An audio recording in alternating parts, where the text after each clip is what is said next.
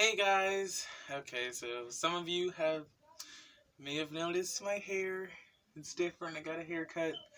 I look like frickin' Vegeta. I know, it's horrible, but it's whatever. So anyways, in today's video, I'm going to be talking about crushes and notes. Because I have two stories that involve giving notes to your crushes. Spoiler alert, neither of them end well, but I'm going to tell you because it might be a little bit cringy and embarrassing for me, but I think they're still pretty funny, which takes a lot to get to the point where you're like, oh, that story's funny, even though at first it definitely was not. So, okay, so the first story, there was this kid that I liked for like a while, so yeah. And basically, he was really funny and really nice, and I decided to give him a note. I knew that he probably wasn't gay, but so I still had my hopes up anyway. So I wrote him a note, and it was saying that how like I liked him and all that stuff, and that all I had to do was write back. I said, I know you might not be gay, so I'm writing this letter because I don't want to make you feel awkward by doing this in person. And all I wrote, I said, you don't have to explain why you don't like me or anything, but at least just write me a letter that says no. That's it. That's all I wanted back from this kid. And I wrote that in the letter. All I wanted. Gave the kid the letter when we were leaving class real quick and got out of there. And he never gave me a letter. Never.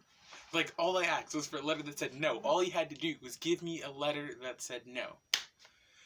To make it even worse, I think he showed the letter to other people, but he blurred out my name. So that was actually really nice because he got his friends would always make jokes about like how he got a letter from a gay guy or whatever, but they never knew who it was because he crossed out my name, which is really sweet.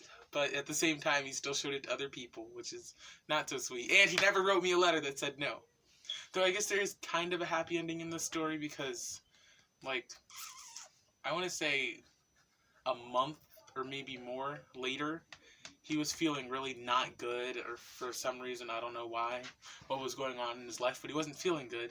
So I gave him another letter, except this time the letter was telling him about how he's such a great person and how he's good and he shouldn't be feeling that way. And when I gave it to him, I made sure to say, it's not what you think, when I handed him the letter. And after that, he started going back to his old self and he seemed really happy. So I made someone feel really good about themselves by giving them a letter. So I'm happy about that. Okay, time for the next story. That does not have as good of an ending. Oh boy. Okay, so I guess endings are it's okay to the story, I guess. Anyways, there's this another boy in a different class. This happened after the first letter. You'd think I'd learned from the first time, but I didn't. And I had a crush on him for a while, and I was wondering when to tell him. And it was like the last day of school, so I was like, because I knew we were never really gonna like date or whatever, because he was, I knew it just wasn't gonna happen.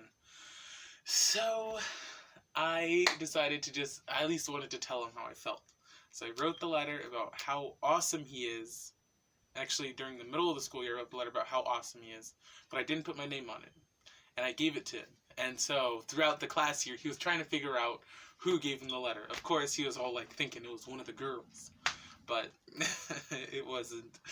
So on the last day of school about this time, I gave him a letter explaining that it was me, because I didn't want to live in mystery forever, wondering, who gave him that letter, saying that it was me and that he's still awesome and stuff. And I gave it to him right as we're leaving the classroom again. But this time, I made sure not to make the same mistake with the other kid, because it was the last day of school, right? Never have to see him again? Well, what I forgot about is finals, because after school ends, you still have to take another test to pass that class. And we were both there. He didn't say anything to me, but it was the most awkward thing ever, having to sit next to him, like literally next to him, knowing that he got the letter, knowing that he knows I have a crush on him. It was just, that wasn't good. But yeah, I have loads more embarrassing stories about crushes. Or if you just want to know more about my crushes, or the people that I'm crushing on, let me know, because I'm full of tons of embarrassing stories. It doesn't even have to be about crushes or gay stuff. It can be about anything, because I have lots of weird, funny, and embarrassing stories. You have some scary stories. So, yeah. Anyways, thanks for watching. Okay, we're at the movie theater. There are other people there, but they left already. Baba, do some shadow puppets. Your hands are too small. Mine can reach up here. Woo! Max is over there. You can't even see that. Nico, what are you doing my hands? Oh. Baba, there's no lights. There was a boy who knew how to make a rainbow.